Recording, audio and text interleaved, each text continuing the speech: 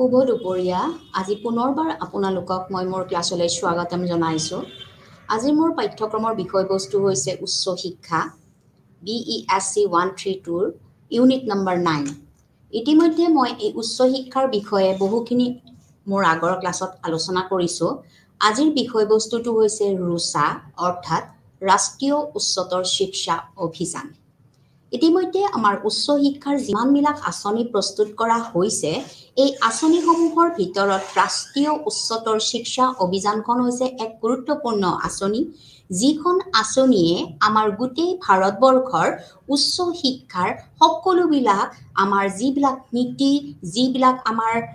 পৰিদৰ্শন, যিবিলাক আমাৰ আনুষ্ঠানিক দিশসমূহ, আমাৰ সাংগঠনিক দিশসমূহ, আমাৰ পৰিচালনাৰ দিশসমূহ, প্ৰত্যেকখন বিশ্ববিদ্যালয় কিদৰে পৰিচালিত হ'ব লাগিব, কিদৰে মহাবিদ্যালয়সমূহ পৰিচালিত হ'ব লাগিব, এই বিষয়ে জনাৰ আমাৰ কি আছে যথেষ্ট অধিকাৰ আছে। গতিকে এই আঁচনিখনৰ জৰিয়তে আমি গোটেই ভাৰতবৰ্ষৰ উচ্চ শিক্ষাৰ বিষয়ে জানিব পাৰোঁ। উচ্চ শিক্ষা বুলি ক'লে আমাৰ বিশ্ববিদ্যালয়ৰ অধীনত থকা যিমানবিলাক মহাবিদ্যালয়ৰ বা বিশ্ববিদ্যালয়ে দিয়া সকলোবিলাক পাঠ্যক্ৰমকে সামৰি পেলাই আমি কি বুলি কওঁ যে উচ্চ শিক্ষা বুলি কওঁ, য'ত আমাৰ গৱেষণাৰ বিষয়বস্তু অন্তৰ্ভুক্ত হৈ আছে। এই উচ্চ শিক্ষাত আমাৰ ভাৰতবৰ্ষৰ গোটেইবিলাক কলা, বিজ্ঞান আৰু বাণিজ্য এই সকলোবিলাক বিষয় আমাৰ কি কৰা হৈছে অন্তৰ্ভুক্ত কৰা হৈছে। গতিকে ৰাষ্ট্ৰীয় উচ্চতৰ শিক্ষা অভিযান এই আঁচনিখন এক গুৰুত্বপূৰ্ণ আঁচনি। গতিকে এই আঁচনিখন আমাক অনুদান প্ৰদানৰ বাবে আমাৰ কেন্দ্ৰীয় পৃষ্ঠপোষকতা কৰা এখন আঁচনি। এখন বিশ্ববিদ্যালয় বা এখন মহাবিদ্যালয় সুচাৰুৰূপে পৰিচালিত হ'বলৈ হ'লে আমাৰ কিছুমান অনুদানৰ দৰকাৰ। আন্তঃগাঁথনি আমাৰ নিৰ্ভৰযোগ্যভাৱে গঠন কৰিবলৈ হ'লে আমাৰ কি কৰা হয় অনুদান কিছুমানৰ প্ৰয়োজন হয়। এই অনুদানসমূহ প্ৰদানৰ ক্ষেত্ৰত আমাৰ কিছুমান কি আছে কেন্দ্ৰীয় পৃষ্ঠপোষকতা আছে। গতিকে কেন্দ্ৰীয়ভাৱে আমাৰ সকলোবিলাক আঁচনি গ্ৰহণ কৰাৰ ক্ষেত্ৰত আমাৰ কি কৰা হয় কিছুমান অনুদান দিয়া হয়, বছৰি বছৰি অনুদান দিয়া হয়। আৰু ৰাষ্ট্ৰীয় উচ্চতৰ শিক্ষা অভিযানে আমাৰ কি কৰে এই বিষয়বস্তুসমূহ তদাৰক কৰে যে কোনখন বিশ্ববিদ্যালয়লৈকে আমি কিমানখিনি টকা বা অনুদান আগবঢ়াম, কোনখন বিশ্ববিদ্যালয়ত আমাৰ নতুন নতুন বিষয়বস্তু আহিব আৰু সেই অনুযায়ী আমাৰ বিভাগসমূহ কিদৰে উন্নীতকৰণ কৰিব পাৰিম, এইবিলাক বিষয়ৰ ওপৰত নিৰ্ভৰ কৰিয়ে আমাৰ সময়ে সময়ে কি কৰা হৈছে কিছুমান অনুদান আমাৰ দিয়া হৈছে। যি অনুদান প্ৰদানৰ বাবে আমাৰ কেন্দ্ৰীয় চৰকাৰে আমাৰ কি কৰিছে পৃষ্ঠপোষকতা কৰা এখন আঁচনি প্ৰস্তুত কৰা হৈছে। আৰু এই যিখন আঁচনি প্ৰস্তুত কৰা হৈছে তাত পুঁজি যিখিনি টকা পইচা দিয়া হয়, যিখিনি বিশ্ববিদ্যালয় বা মহাবিদ্যালয় পৰ্যায়ত টকা পইচা দিয়া হয়, তাৰ এটা নিয়ম কি হৈ আছে আধাৰিত হৈ আছে। আৰু ভৱিষ্যতৰ অনুদানসমূহ ফলাফল ইয়াৰ ওপৰতে নিৰ্ভৰ হৈ আছে। ভৱিষ্যতৰ যিমানবিলাক টকা পইচা দিয়া হয় এই সকলোবিলাক বিষয়বস্তুৱে আমাৰ ৰাষ্ট্ৰীয় উচ্চতৰ শিক্ষা অভিযানৰ ওপৰতে নিৰ্ভৰশীল হৈ আছে।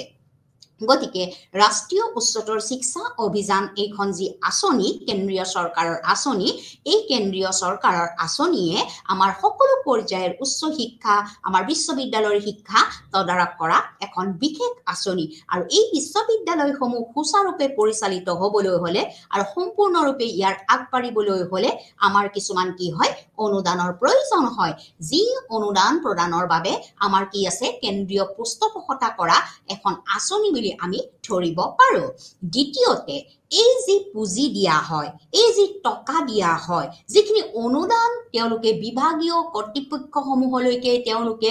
বিতৰণ কৰে, এই বিতৰণ কৰা এটা নিয়ম আছে। আৰু এই নিয়মটোহে কি কৰা হয় আধাৰ বা প্ৰস্তুত কৰি বনোৱা হয়। আৰু ভৱিষ্যতৰ বাবেও এই অনুদান ফলাফলৰ নিৰ্ভৰশীলতা ইয়াত যোগ্যতা বা নিৰ্ভৰশীলভাৱে ইয়াক প্ৰদান কৰাৰ এক গুৰুত্বপূৰ্ণ দিশ আছে বুলি আমি ভাবোঁ। এতিয়া আমি ক'লো যে ৰাষ্ট্ৰীয় উচ্চতৰ শিক্ষা অভিযান এখন আঁচনি, কেন্দ্ৰীয় চৰকাৰৰ আঁচনি। এই আঁচনিখনৰ সমান্তৰালকৈ আৰু এখন আমাৰ কমিশ্যন বা আয়োগ গঠন কৰা হৈছিলে কেন্দ্ৰীয় চৰকাৰৰ অধীনত, যাক আমি কৈছোঁ যে বিশ্ববিদ্যালয় অনুদান আয়োগ, অৰ্থাৎ ইয়াক আমি ইংৰাজীত কওঁ UGC অৰ্থাৎ ইউনিভাৰ্চিটি গ্ৰেণ্ট কমিশ্যন। বিশ্ববিদ্যালয় অনুদান আয়োগো হৈছে এখন আয়োগ যিখন আয়োগ আমাৰ 1953 চনত বিদ্যমান হৈ পৰিছিল যিখন আয়োগ 1953 চনত আমাৰ বিদ্যমান হৈ পৰিছিল ইয়াক সংযোজিত হৈ পৰিছিল আৰু ই 1956 চনত সংসদৰ আইনৰ দ্বাৰা আইনী সংস্থা হিচাপে ইয়াক ধৰা হৈছিল 1956 চনত সংসদৰ আইনৰ দ্বাৰা ইয়াক আইনী সংস্থা হিচাপে ধৰা হৈছিল আৰু এই যে আইনী সংস্থা হিচাপে ধৰা হৈছিল ইয়াৰ ইউজিচিক আকৌ কি কৰা হৈছিল যেটো আমাৰ বিশ্ববিদ্যালয় অনুদান আয়োগ তেওঁলোকক দুটা দায়িত্ব অৰ্পণ কৰা হৈছিল এই দুটা দায়িত্ব অৰ্পণ কৰা দিক দুটা হৈছে কি বিশ্ববিদ্যালয়সমূহক পুঁজি প্ৰদান কৰা আৰু সমন্বয় স্থাপন কৰা এতিয়া মই কলো কি যে আমাৰ যে বিশ্ববিদ্যালয় অনুদান আয়োগ আছে এইখনো এখন আমাৰ কেন্দ্ৰীয় চৰকাৰৰ ওপৰত থকা এখন নিৰ্ভৰযোগ্য আয়োগ এই আয়োগখনো আমাৰ 1953 চনত কি হৈছিল ইয়াক কাৰ্যকৰীকৰণ কৰা হৈছিল আৰু এই যে কাৰ্যকৰীকৰণ কৰা হৈছিল আমাৰ যে বিশ্ববিদ্যালয় অনুদান আয়োগ এই অনুদান আয়োগে সদায় আমাৰ সময়ে সময়ে কিছুমান দিহা পৰামৰ্শ দিয়া আহিছে যে আমাৰ যিবিলাক আয়োগ আছে এই আয়োগবিলাকক আমি তেওঁলোকে কি কৰিছিল কিছুমান নীতি নিৰ্দেশনা দিছিল কেনেকৈ বিশ্ববিদ্যালয়সমূহ পৰিচালিত হ'ব কিদৰে অনুদান হ'ব ভাগ বিতৰণ কৰা হ'ব বিশ্ববিদ্যালয় এখনৰ সাংগঠনিক দিক কি হ'ব প্ৰশাসনিক দিকসমূহ কি হ'ব কোনটো বিভাগত কেনেকুৱা ধৰণৰ আমাৰ বিষয়বস্তু সংলিপিষ্ট কৰা হ'ব আমাৰ গৱেষণাৰ কাৰ্য বিষয়বস্তু কি কৰা হ'ব এই সকলোবিলাকৰ দায়িত্ব কাক অৰ্পণ কৰা হৈছিল বিশ্ববিদ্যালয় অনুদান আয়োগক বিশ্ববিদ্যালয় অনুদান আয়োগে সদায় কি কৰে প্ৰত্যেকখন বিশ্ববিদ্যালয়ক তেওঁলোকে স্বীকৃতি দিয়ে আৰু এই স্বীকৃতি দিয়া বিশ্ববিদ্যালয়সমূহৰ অধীনত কিছুমান কি থাকে মহাবিদ্যালয় থাকে আৰু মহাবিদ্যালয়সমূহকো আমাৰ স্বীকৃতি দিয়া হয় যে বিশ্ববিদ্যালয় অনুদান আয়োগৰ দ্বাৰা এখন স্বীকৃতিপ্ৰাপ্ত মহাবিদ্যালয় হিচাপে পৰৱৰ্তী পৰ্যায়ত তেওঁলোকে বিভিন্ন অনুদান আমাৰ বিশ্ববিদ্যালয় অনুদান আয়োগৰ পৰা তেওঁলোকে লাভ কৰি আহে গতিকে এই অনুদান আয়োগখন 1953 চনত কি কৰা হৈছিল কাৰ্যকৰীকৰণ কৰা হৈছিল আৰু 1956 চনত সংসদৰ আইনৰ দ্বাৰা আইনী সংস্থা হিচাপে ইয়াক গৃহীত হৈ পৰিছিল আৰু ইয়াৰ উপৰিও আমাৰ যি বিশ্ববিদ্যালয় অনুদান আয়োগ এই অনুদান আয়োগক আমি দুটা দায়িত্ব আমি অৰ্পণ কৰিছিল তেওঁলোকে এই দুটা দায়িত্ব অৰ্পণ কৰাটো হৈছে যে বিশ্ববিদ্যালয়সমূহক কিছুমান পুঁজি প্ৰদান কৰা হৈছে প্ৰত্যেকখন বিশ্ববিদ্যালয়ত কিছুমান কি কৰা হৈছে পুঁজি প্ৰদান কৰা হৈছে বা নিৰ্ধাৰিত আমাৰ কিছুমান কি কৰা হৈছে বিষয় বা নিৰ্ধাৰিত টকা পইচা তেওঁলোকক দিয়া হৈছে আৰু তেওঁলোকৰ মাজত কি কৰা হৈছে সমন্বয় স্থাপন কৰা হৈছে যোগসূত্ৰ স্থাপন কৰাৰ এই দিকটো আমাক কোনে পাইছে বিশ্ববিদ্যালয় অনুদান আয়োগৰ দ্বাৰা কি হৈছে পৰিচালিত হৈছে এইখিনিয়ে হৈছে আমাৰ বিশ্ববিদ্যালয় অনুদান আয়োগৰ এটা গুৰুত্বপূৰ্ণ দিক গতিকে এই গুৰুত্বপূৰ্ণ দিকসমূহ এই দুটা যি গুৰুত্বপূৰ্ণ দিক পুঁজি প্ৰদান কিমানখিনি তেওঁলোকে টকা পইচা তেওঁলোকে দিব কোনবিলাক বিভাগত দিব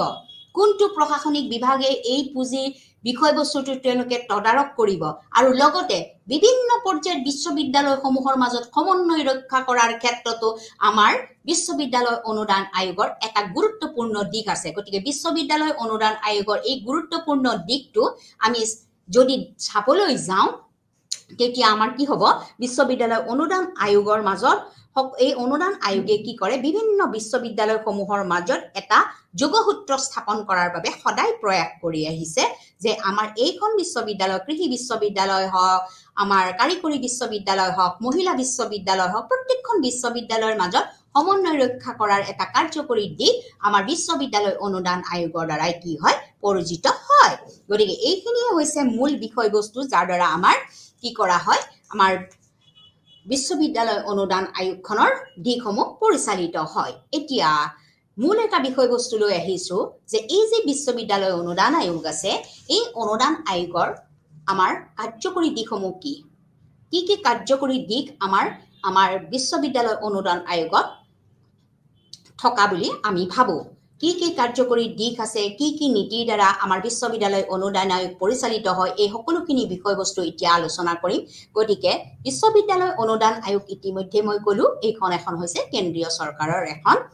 আঁচনি বা কেন্দ্ৰীয় চৰকাৰৰ দ্বাৰা যুগুত কৰা এখন আয়োগ যিখন আয়োগে আমাৰ বিশ্ববিদ্যালয় পৰ্যায়ৰ সকলোবিলাক বিষয়বস্তু তেওঁলোকে কি কৰে তদাৰক কৰে সকলোবিলাক বিষয়বস্তু তেওঁলোকে সন্নিবিষ্ট কৰে আৰু এই বিষয়বস্তুসমূহৰ দ্বাৰা সকলোবিলাক দিক কি কৰা হয় উদ্ঘাটন কৰা হয় এতিয়া কথাটো হ'ল যে আমাৰ বিশ্ববিদ্যালয় আয়োগৰ মূল কাৰ্যকৰী বিষয়সমূহ কি এতিয়া বিশ্ববিদ্যালয় সমূহৰ মূল কাৰ্যকৰী বিষয়টো হৈছে যে বিশ্ববিদ্যালয় শিক্ষাৰ প্ৰচাৰ আৰু সমন্বয় বিশ্ববিদ্যালয়ৰ শিক্ষাৰ প্ৰচাৰ আৰু সমন্বয় এটা গুৰুত্বপূৰ্ণ বিষয়বস্তু এতিয়া বিশ্ববিদ্যালয়সমূহত যিবিলাক বিষয় থাকে এই বিষয়সমূহ আমি কি কৰিব লাগিব যে প্ৰত্যেকটো বিষয়ৰ শিক্ষাৰ দিশসমূহ আমি প্ৰচাৰ কৰিব লাগিব আৰু লগতে ইয়াক সমন্বয় স্থাপন কৰিব লাগিব এখন বিশ্ববিদ্যালয়ত বিভিন্ন ধৰণৰ শিক্ষাৰ কি থাকে মাধ্যম থাকে বিভিন্ন ধৰণৰ শিক্ষাৰ প্ৰক্ৰিয়া থাকে বিভিন্ন ধৰণৰ শিক্ষা তাত সন্নিবিষ্ট হৈ থাকে গতিকে বিশ্ববিদ্যালয় ক'লে এখন বিশাল আমাৰ শিক্ষাৰ ক্ষেত্ৰ এই বিশাল শিক্ষাৰ ক্ষেত্ৰত যিমানবিলাক আমাৰ শিক্ষণীয় বিষয়বস্তু আছে তাক প্ৰচাৰ কৰাটো আমাৰ অতিকৈ গুৰুত্বপূৰ্ণ আৰু এই বিষয়সমূহৰ লগত এটা সমন্বয় স্থাপন কৰাটো হৈছে আমাৰ কি মূল আমি কাৰ্যকৰী বিষয়বস্তু যিটো বিশ্ববিদ্যালয় অনুদান আয়োগৰ দ্বাৰা কি হয় পৰিচালিত হয় গতিকে বিশ্ববিদ্যালয় শিক্ষাৰ প্ৰচাৰ আৰু সমন্বয় এই দুটা বস্তু এটা গুৰুত্বপূৰ্ণ বিষয়বস্তু যাৰ জৰিয়তে আমাৰ কি কৰা হয় বিশ্ববিদ্যালয় শিক্ষাৰ প্ৰচাৰ আৰু সমন্বয় কৰাৰ এটা গুৰুত্বপূৰ্ণ দিশ আহি পৰে গতিকে বিশ্ববিদ্যালয়সমূহত যিমানবিলাক বিষয় থাকে এই বিষয়সমূহ আমি কি কৰিব লাগিব শিক্ষাৰ বিষয়সমূহ আমি প্ৰচাৰ কৰিব লাগিব আৰু লগতে আমাক ইয়াৰ সমন্বয় স্থাপনৰ কাৰণে এটা গুৰুত্বপূৰ্ণ দিশ আমি সন্নিবিষ্ট কৰিব লাগিব ইয়াৰ উপৰিও আমাৰ বিশ্ববিদ্যালয়সমূহত আমাৰ কি থাকে শিক্ষকতাৰ পৰীক্ষা আৰু গৱেষণাৰ মানদণ্ড নিৰ্ধাৰণ আৰু ইয়াৰ বজাই ৰখাৰ বাবে এটা ব্যৱস্থা কৰা হয় গতিকে এতিয়া বিশ্ববিদ্যালয়সমূহত শিক্ষকতাৰ পৰীক্ষা এতিয়া প্ৰত্যেকটো বৰ্তমান সময়ত আমি দেখিবলৈ পাইছো যে আমাৰ বিশ্ববিদ্যালয়সমূহৰ আৰু লগতে বিশ্ববিদ্যালয়ৰ অধীনত থকা মহাবিদ্যালয়সমূহত শিক্ষকতা কাম কৰিব লাগিলে আমাৰ কি কৰা হয় ৰাষ্ট্ৰীয় পৰ্যায়ৰ শিক্ষকতা পৰীক্ষা আমাক পতা হয় যিটো আমি কওঁ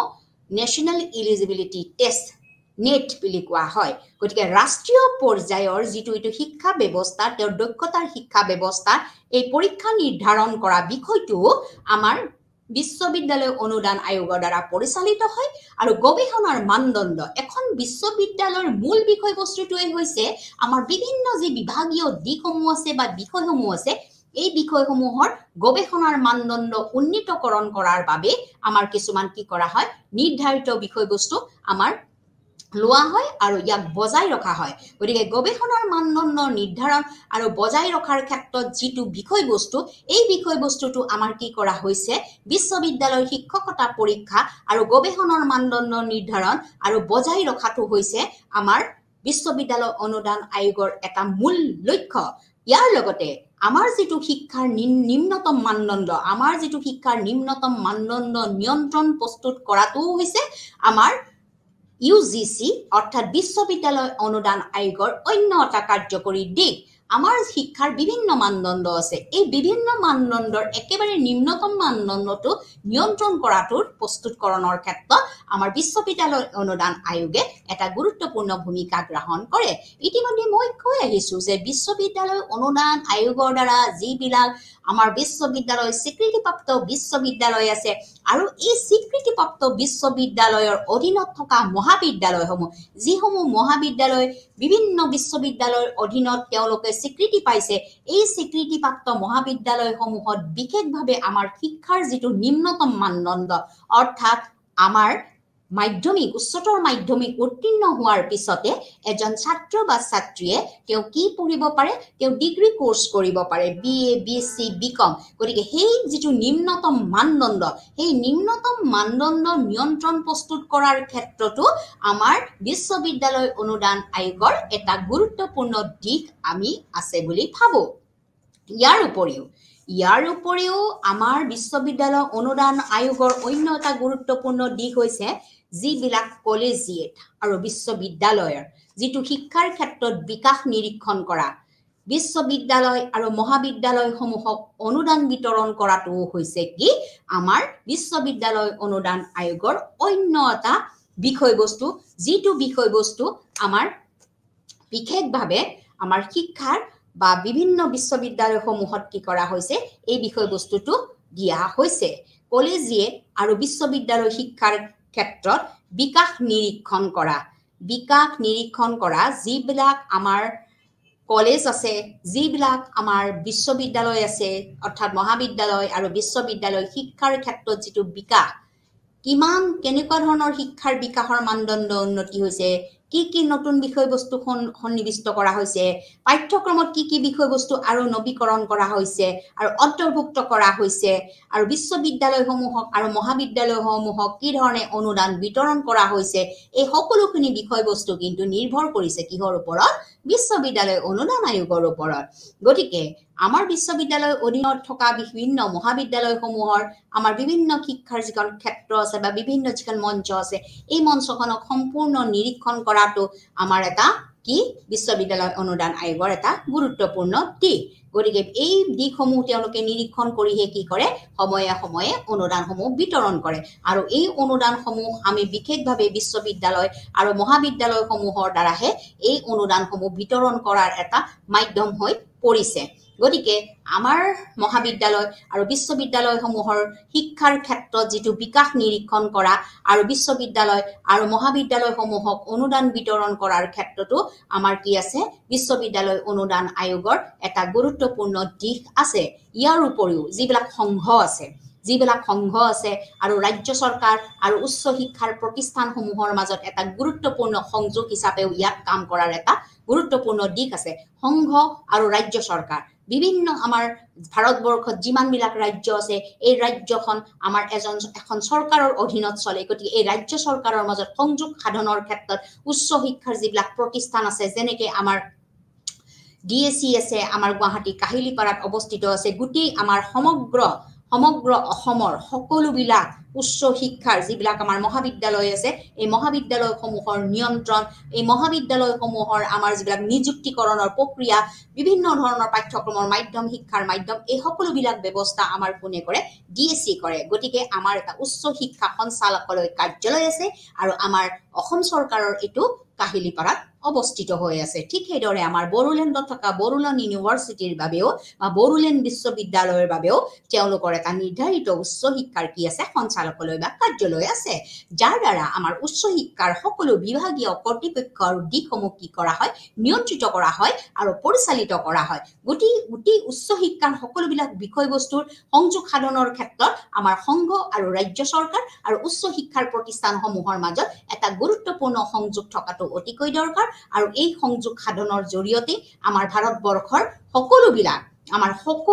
বিশ্ববিদ্যালয়ৰ মাজত এটা সহযোগিতামূলক দিশ আমি পাবলৈ দেখা পাওঁ। আৰু এই সহযোগিতামূলক দিশ বা সমন্বয়মূলক দিশসমূহ আৰু বিভিন্ন বিষয়সমূহ অন্তৰ্ভুক্তিকৰণৰে এক যি মহামিলন, এই সকলোবিলাকৰ বিষয়বস্তু কিন্তু আমাৰ বিশ্ববিদ্যালয় অনুদান আয়োগৰ দ্বাৰা পৰিচালিত হয়। গতিকে দ্বিতীয়টো হৈছে আমাৰ কি কৰা হৈছে? বিশ্ববিদ্যালয়ৰ যিবিলাক শিক্ষা, এই শিক্ষাৰ উন্নতিৰ বাবে আমাৰ প্ৰয়োজনীয় ব্যৱস্থাসমূহৰ বিষয়ে আমাৰ কেন্দ্ৰীয় আৰু ৰাজ্যিক চৰকাৰক পৰামৰ্শ দিয়া হয়। বিশ্ববিদ্যালয়ৰ শিক্ষাৰ উন্নতিৰ বাবে, বিশ্ববিদ্যালয়ৰ শিক্ষাৰ যিটো উন্নতি, এই উন্নতিৰ বাবে যিমানবিলাক প্ৰয়োজনীয় ব্যৱস্থা, এই প্ৰয়োজনীয় ব্যৱস্থাসমূহৰ বিষয়ে আমাৰ বিশেষভাৱে কেন্দ্ৰীয় আৰু ৰাজ্য চৰকাৰক পৰামৰ্শ দিয়াৰ বাবে আমাৰ সদায়ে বিশ্ববিদ্যালয় অনুদান আয়োগৰ সদায় কি কৰা হৈছে? তেওঁলোকৰ এটা কাৰ্যকৰী দিশ হিচাপে দিয়া হৈছে বা কাৰ্যকৰী দিশ তেওঁলোকৰ আছে যে বিশ্ববিদ্যালয় শিক্ষাৰ ক্ষেত্ৰত এই শিক্ষাৰ মানদণ্ড উন্নতিকৰণৰ ক্ষেত্ৰত, যেনেকৈ আজিকালি সময়ে সময়ে আপোনালোকে নিশ্চয় গম পায়, প্ৰত্যেকখন মহাবিদ্যালয়ৰ আমাৰ গেটৰ মুখতে বা আমাৰ যিখিনি প্ৰৱেশদ্বাৰ, এই প্ৰৱেশদ্বাৰৰ মুখতে প্ৰত্যেকখন মহাবিদ্যালয় এটা স্বীকৃতি বা প্ৰত্যেকখন বিশ্ববিদ্যালয়ক এটা স্বীকৃতি দিয়া হৈছে, A+, A++, B++, B+, এইবিলাক এটা স্বীকৃতি তেওঁলোকৰ উন্নতিৰ ওপৰত, তেওঁলোকৰ বিকাশ সাধনৰ ক্ষেত্ৰত, তেওঁলোকৰ শিক্ষাৰ মানদণ্ডৰ ক্ষেত্ৰত এই সকলোবিলাক বিষয়বস্তুৰ ওপৰতে নিৰ্ভৰ কৰি পেলাই কি কৰা হৈছে? আমাৰ সকলোবিলাক বিষয়বস্তুৱে কি কৰা হৈছে? উন্নীতকৰণ কৰা হৈছে। গতিকে এই উন্নীতকৰণৰ যিটো প্ৰয়োজনীয় ব্যৱস্থা, এই ব্যৱস্থাসমূহৰ বিষয়ে আমাৰ কেন্দ্ৰীয় আৰু ৰাজ্যিক চৰকাৰক কি কৰা হৈছে? পৰামৰ্শ দিয়া হৈছে। গতিকে আমি দেখা পাইছো যে বিশ্ববিদ্যালয় অনুদান আয়োগে সদায় বিশ্ববিদ্যালয়ৰ শিক্ষাৰ প্ৰচাৰ আৰু সমন্বয়ৰ ক্ষেত্ৰত এটা গুৰুত্বপূৰ্ণ দিশ আমাৰ আগবঢ়াই আহিছে। গতিকে বিশ্ববিদ্যালয় শিক্ষাৰ প্ৰচাৰ হ'ব লাগিব আৰু লগতে সমন্বয় হ'ব লাগিব। গতিকে আমি যদি বিশ্ববিদ্যালয় শিক্ষাৰ প্ৰচাৰ বা সমন্বয়ৰ বিষয়ে যদি আমি গুৰুত্ব প্ৰদান নকৰোঁ বা গুৰুত্ব আমাৰ দিয়া নহয়, তেতিয়াহ'লে আমাৰ উচ্চ পৰ্যায়ৰ শিক্ষাৰ ক্ষেত্ৰত সদায় মানদণ্ড কি হ'ব? নিম্নগামী হ'ব গতিকে বিশ্ববিদ্যালয়ৰ শিক্ষাৰ প্ৰচাৰ আৰু সমন্বয় সাধনৰ ক্ষেত্ৰত আমাৰ বিশ্ববিদ্যালয় অনুদান আয়োগে সদায় গুৰুত্বপূৰ্ণ দিশসমূহ আমাক প্ৰদান কৰি আহিছে ইয়াৰ উপৰিও আমাৰ যিসমূহ বিশ্ববিদ্যালয় আছে এই বিশ্ববিদ্যালয়সমূহত আমাৰ যিবিলাক শিক্ষকতা পৰীক্ষা বা গৱেষণাৰ মানদণ্ড নিৰ্ধাৰণ আৰু বজাই ৰখাৰ ক্ষেত্ৰতো আমাৰ বিশ্ববিদ্যালয় অনুদান আয়োগে সদায় গুৰুত্বপূৰ্ণ দিশ আমাক পালন কৰি অহাত সহায় কৰিছে গতিকে যিবিলাক বিশ্ববিদ্যালয় আছে এই বিশ্ববিদ্যালয়সমূহত শিক্ষকতাৰ পৰীক্ষা আৰু গৱেষণাৰ মানদণ্ড নিৰ্ধাৰণ আৰু বজাই ৰখাৰ ক্ষেত্ৰত এটা গুৰুত্বপূৰ্ণ দিশ আমাৰ সদায় আমাৰ নিৰ্ধাৰণ কৰে আমাৰ বিশ্ববিদ্যালয় অনুদান আয়োগৰ দ্বাৰা গতিকে শিক্ষাৰ যিটো নিম্নতম মানদণ্ড শিক্ষাৰ এই যিটো নিম্নতম মানদণ্ড এই নিম্নতম মানদণ্ড নিয়ন্ত্ৰণ প্ৰস্তুত কৰাৰ ক্ষেত্ৰতো আমাৰ বিশ্ববিদ্যালয় অনুদান আয়োগৰ এটা গুৰুত্বপূৰ্ণ দিশ আছে গতিকে বিশ্ববিদ্যালয় অনুদান আয়োগ এনেকুৱা এখন আয়োগ যিখন আয়োগে আমাৰ ভাৰতবৰ্ষৰ সকলোবিলাক বিশ্ববিদ্যালয়ৰ লগতে আমাৰ তেওঁলোকৰ অধীনত থকা সকলোবিলাক মহাবিদ্যালয়ৰ শিক্ষাৰ যিটো নিম্নতম মানদণ্ড এই নিম্নতম মানদণ্ডটো নিয়ন্ত্ৰণকৰণৰ ক্ষেত্ৰত তেওঁলোকে প্ৰস্তুত কৰাৰ বহুতো দিহা পৰামৰ্শ থাকে এতিয়া নিম্নতম মানদণ্ড বুলি ক'লে আমি জানো যে আমাৰ উচ্চতৰ মাধ্যমিক শিক্ষা সমাপ্তি কৰি পেলাই প্ৰত্যেকজন ছাত্ৰ ছাত্ৰীয়ে কিহত প্ৰৱেশ কৰে তেওঁলোকে উচ্চ শিক্ষালৈ প্ৰৱেশ কৰে গতিকে উচ্চ শিক্ষাৰ যিটো প্ৰৱেশ প্ৰথম প্ৰৱেশ তেওঁলোকে কোনো এখন মহাবিদ্যালয়ত তেওঁলোকে নামভৰ্তিকৰণ কৰিব তেওঁলোকৰ নিজৰ বিভাগ অনুযায়ী কলা বিজ্ঞান আৰু বাণিজ্য গতিকে এই যিটো শিক্ষাৰ নিম্নতম মানদণ্ড এই নিম্নতম মানদণ্ড নিয়ন্ত্ৰণকৰণৰ ক্ষেত্ৰতো আমাৰ বিশ্ববিদ্যালয় অনুদান আয়োগৰ এটা গুৰুত্বপূৰ্ণ দিশ আছে ইয়াৰ উপৰিও যিবিলাক কলেজিয়েট আৰু বিশ্ববিদ্যালয় শিক্ষাৰ ক্ষেত্ৰত যিটো বিকাশৰ নিৰীক্ষণ কৰাৰ ক্ষেত্ৰতো আমাৰ বিশ্ববিদ্যালয় অনুদান আয়োগৰ এটা গুৰুত্বপূৰ্ণ দিশ আছে প্ৰত্যেকখন আমাৰ যিবিলাক বিশ্ববিদ্যালয়ৰ আমাৰ অধীনত বহুত মহাবিদ্যালয় আছে এই মহাবিদ্যালয়সমূহক আৰু বিশ্ববিদ্যালয় শিক্ষাৰ যিটো ক্ষেত্ৰত যিটো বিকাশ নিৰীক্ষণ কৰা বিশ্ববিদ্যালয়ৰ যিটো শিক্ষা এই শিক্ষাটো বিকাশ সাধনৰ এটা নিৰীক্ষণ কৰা প্ৰক্ৰিয়া আছে যিটো নিৰীক্ষণ কৰা প্ৰক্ৰিয়া আমাৰ বিশ্ববিদ্যালয় অনুদান আয়োগৰ দ্বাৰাই কি হয় পৰিচালিত হয় বা বিশ্ববিদ্যালয় অনুদান আয়োগে ইয়াৰ দৃষ্টি নিক্ষেপ কৰে ইয়াৰ উপৰিও আমাৰ বিশ্ববিদ্যালয় আৰু মহাবিদ্যালয়সমূহক অনুদান বিতৰণ কৰা কেনেকুৱা ধৰণৰ তেওঁলোকক টকা পইচা বিতৰণ কৰিব পাৰিব বিতৰণৰ মাধ্যম কি হ'ব মহাবিদ্যালয়সমূহক কিদৰে আমি আগবঢ়াই নিব পাৰিম এই বিষয়বস্তুসমূহ আমি কি কৰিব লাগিব প্ৰদান কৰিব লাগিব ইয়াৰ উপৰিও সংঘ আৰু ৰাজ্য চৰকাৰ আৰু উচ্চ শিক্ষাৰ প্ৰতিষ্ঠানসমূহৰ মাজত এক গুৰুত্বপূৰ্ণ সংযোগ হিচাপে কাম কৰিব লাগে সংঘ আৰু ৰাজ্য চৰকাৰ আৰু উচ্চ শিক্ষাৰ প্ৰতিষ্ঠানসমূহৰ মাজত এক গুৰুত্বপূৰ্ণ সংযোগ হিচাপে কাম কৰিব লাগে যিসমূহ আমাৰ সংঘ আছে যিসমূহ ৰাজ্য চৰকাৰৰ আমাৰ সকলোবিলাক আমাৰ অনুষ্ঠান বা প্ৰতিষ্ঠান আছে আৰু উচ্চ শিক্ষাৰ যিমানবিলাক প্ৰতিষ্ঠান আছে এই প্ৰতিষ্ঠানসমূহৰ মাজত এক গুৰুত্বপূৰ্ণ কি আছে সংযোগ আছে এই গুৰুত্বপূৰ্ণ সংযোগৰ ক্ষেত্ৰত আমাৰ সদায় কি কৰা হৈছে সংঘ আৰু ৰাজ্য চৰকাৰ আৰু উচ্চ শিক্ষাৰ প্ৰতিষ্ঠানৰ মাজত এক গুৰুত্বপূৰ্ণ সংযোগ স্থাপন কৰিলেহে আমি পৰৱৰ্তী পৰ্যায়ত আমাৰ শিক্ষাৰ মানদণ্ড গুণগত মানদণ্ডৰ লগতে পৰিমাণগত মানদণ্ড আমি কি কৰিব পাৰিম নিৰ্ধাৰণ কৰিব পাৰিম ভাৰতবৰ্ষত বিভিন্ন প্ৰকাৰৰ বিশ্ববিদ্যালয় আছে যেনেকৈ কিছুমান ৰাজ্যিক বিশ্ববিদ্যালয় আছে কিছুমান কেন্দ্ৰীয় বিশ্ববিদ্যালয় আছে এই বিশ্ববিদ্যালয়সমূহৰ মাজত কি লাগিব চৰকাৰৰ এক সহযোগ থাকিব লাগিব আৰু উচ্চ শিক্ষাৰ প্ৰতিষ্ঠানসমূহৰ মাজত এক গুৰুত্বপূৰ্ণ কি থাকিব লাগিব সংযোগ থাকিব লাগিব যদি উচ্চ শিক্ষাৰ প্ৰতিষ্ঠানসমূহৰ মাজত কোনো গুৰুত্বপূৰ্ণ সংযোগই নাথাকে তেতিয়াহলে আমাৰ কি নহব আমাৰ শিক্ষা ব্যৱস্থা কেতিয়াও টনকিয়াল নহব এইটোৱে হৈছে আমাৰ নিৰীক্ষণ কৰা আমাৰ বিশ্ববিদ্যালয় অনুদান আয়োগে নিৰীক্ষণ কৰা এটা গুৰুত্বপূৰ্ণ পদক্ষেপ গতিকে প্ৰত্যেকখন ৰাজ্যতে আমাৰ কি আছে এক নিজাববীয়া সকলোৰে এখন বিশ্ববিদ্যালয় আছে এই বিশ্ববিদ্যালয় কাৰ অধীনত আমাৰ বিশ্ববিদ্যালয় অনুদান আয়োগৰ অধীনত এই বিশ্ববিদ্যালয়সমূহ আৰু হৈছে এখন উচ্চ শিক্ষাৰ কিছুমান প্ৰতিষ্ঠান থাকে যেনেকৈ আমাৰ কাহিলীপাৰাত অৱস্থিত হৈছে উচ্চ শিক্ষাৰ সঞ্চালকালয় গতিকে সকলো ধৰণৰ আমাৰ মহাবিদ্যালয়ৰ শিক্ষক নিযুক্তিকৰণৰ প্ৰক্ৰিয়া উচ্চ সঞ্চালকৰ দ্বাৰা কি কৰা হয় নিৰ্ধাৰণ কৰা হয় কোনখন মহাবিদ্যালয়ত কিমানখিনি শিক্ষক নিযুক্তি হৈ আছে কোনখন মহাবিদ্যালয়ত কিমানখিনি শিক্ষক আমি নিযুক্তি দিব পাৰো কিমানখিনি মহাবিদ্যালয়ৰ আমি শিক্ষকক কি ধৰণে তেওঁলোকক জলপানী দিব পাৰো, দৰমহা দিব পাৰো, কিদৰে তেওঁলোকে গৱেষণা পৰ্যায় আগবঢ়াব, কিমানজন গৱেষক আছে, কিমানবিলাকৰ ডক্টৰেট ডিগ্ৰী আছে, কিমানবিলাকৰ সকলো ধৰণৰ যোগ্যতা অৰ্হতা নিৰূপণ কৰাৰ ক্ষেত্ৰত আমাৰ উচ্চ সঞ্চালকালয়ৰ কাৰ্যালয় আছে, যাক আমি কি কওঁ উচ্চ শিক্ষাৰ প্ৰতিষ্ঠান বুলি কওঁ। গতিকে আমাৰ সংঘ, ৰাজ্য চৰকাৰ আৰু উচ্চ শিক্ষাৰ প্ৰতিষ্ঠানসমূহৰ মাজত এটা কি লাগিব গুৰুত্বপূৰ্ণ সংযোগ হিচাপে তুমি নিৰ্ধাৰণ কৰিব লাগিব। গতিকে সংঘ, ৰাজ্য চৰকাৰ আৰু উচ্চ শিক্ষাৰ প্ৰতিষ্ঠানসমূহৰ মাজত যদি গুৰুত্বপূৰ্ণ সংযোগ হিচাপে আমি কাম নকৰো, তেতিয়াহ'লে আমাৰ কি হ'ব পৰৱৰ্তী পৰ্যায়ত ইয়াক এটা বিভিন্ন ধৰণে আমাৰ সমস্যাৰ মুখামুখি হ'ব লগা হ'ব পাৰে। গতিকে আমাৰ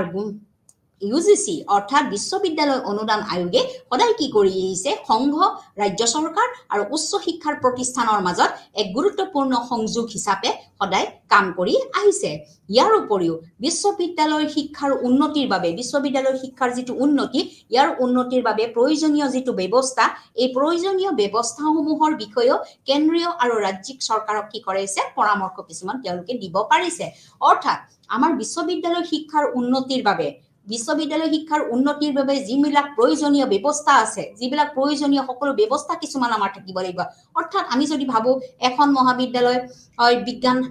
বিজ্ঞানৰ বিভিন্ন শাখা,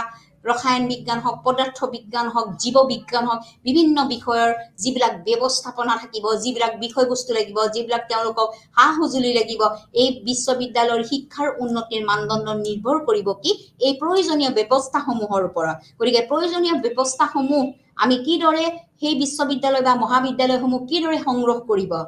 কিদৰে তেওঁলোকে এই জলপানীখিনি পাব, তাৰ বাবে কেন্দ্ৰীয় চৰকাৰ আৰু ৰাজ্যিক চৰকাৰক কিছুমান পৰামৰ্শ দিয়া হয়। বছৰে বছৰে কিছুমান পৰামৰ্শ দিয়া হয় যে এইবাৰ এইখন বিশ্ববিদ্যালয়ত এনেকুৱা ধৰণৰ বিষয়বস্তুৰ প্ৰয়োজন হ'ব বা এনেকুৱা দিশসমূহ বা ব্যৱস্থাপনাসমূহ লোৱা হৈছে।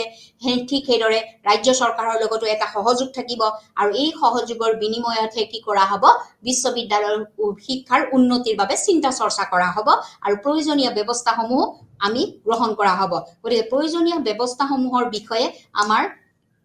কেন্দ্ৰীয় চৰকাৰ আৰু ৰাজ্যিক চৰকাৰৰ মাজত এক গুৰুত্বপূৰ্ণ পৰামৰ্শ থাকিব। গতিকে বিশ্ববিদ্যালয় শিক্ষাৰ উন্নতিৰ বাবে যি প্ৰয়োজনীয় ব্যৱস্থা, এই প্ৰয়োজনীয় ব্যৱস্থাৰ বিষয়ে আমাৰ কেন্দ্ৰীয় আৰু ৰাজ্যিক চৰকাৰক পৰামৰ্শ দিয়াৰ আমাৰ সম্পূৰ্ণ দায়িত্বটো হৈছে কি বিশ্ববিদ্যালয় অনুদান আয়োগৰ। গতিকে বিশ্ববিদ্যালয় অনুদান আয়োগ হৈছে এনেকুৱা এখন আয়োগ, যি আয়োগখনে আমাৰ বিশ্ববিদ্যালয়ৰ শিক্ষাৰ উন্নতিৰ বাবে যিমান প্ৰয়োজনীয় ব্যৱস্থা আছে, এই ব্যৱস্থাসমূহৰ বিষয়ে আমাৰ কেন্দ্ৰীয় আৰু ৰাজ্যিক চৰকাৰক সময়ে সময়ে তেওঁলোকে পৰামৰ্শ দি আহিছে। যদি পৰামৰ্শ দিয়া নহয় বা অৱগত কৰোৱা নহয়, তেতিয়াহ'লে বিশ্ববিদ্যালয়ৰ অধীনত থকা স্বীকৃতিপ্ৰাপ্ত মহাবিদ্যালয়সমূহৰ কি কি সমস্যাত তেওঁলোকে জৰ্জৰিত হৈ আছে, এই কথাটো কেতিয়াও গম পোৱা নাযায়। গতিকে আমাৰ বিশ্ববিদ্যালয় অনুদান আয়োগৰ এইটো এটা গুৰুত্বপূৰ্ণ কাৰ্যকৰী দিশ যে বিশ্ববিদ্যালয় শিক্ষাৰ উন্নতিৰ বাবে সকলোবিলাক প্ৰয়োজনীয় ব্যৱস্থা কিদৰে গ্ৰহণ কৰিব, কিদৰে ব্যৱস্থাপনা তেওঁলোকে সময়ে সময়ে ল'ব, কিদৰে কি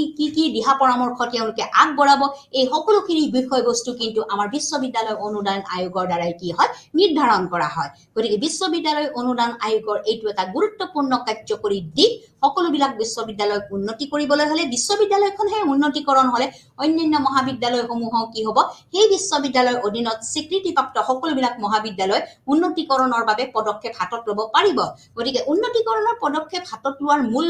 চাবিকাঠিটোৱে হৈছে কি জলপানী